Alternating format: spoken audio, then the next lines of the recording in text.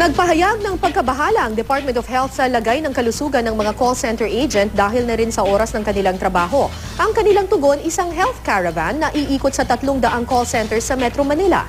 Narito ang aking report.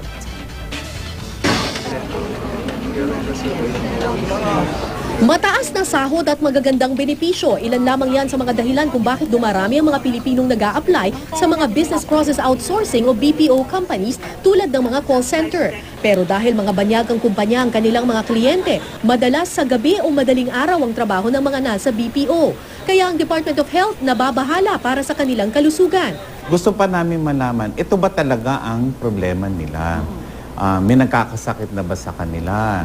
Gano'ng katotoo yung nakukuha naming impormasyon na wala pang 40 anyos ay umiinom na ng anti-hypertensive drugs. Meron na may diabetes. May kinalaman ba yon sa kanilang schedule sa call centers? Pero giit ng Business Processing Association of the Philippines o BPAP, wala halos pinag-iba ang mga empleyado nila sa ibang karaniwang manggagawa. People won't be surprised if they see a lot of workers, employees taking their happy hour at 6 o'clock p.m., right? So that's not an issue for a lot of people.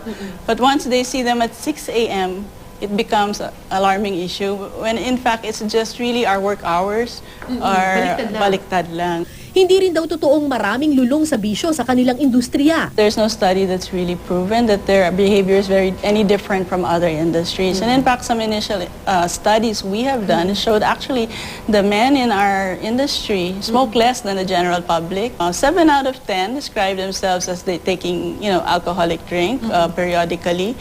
But most of them, I think more than 53% said that these are social drinks. Gayunman, para makatiyak, maglulunsad ang DOH ng isang health caravan sa Hulyo 1 sa 300 call center sa Metro Manila para malaman ang mga karaniwang sakit na kaakibat ng mga nasa BPO industry. We care for call center agents. We want to make sure that they remain productive.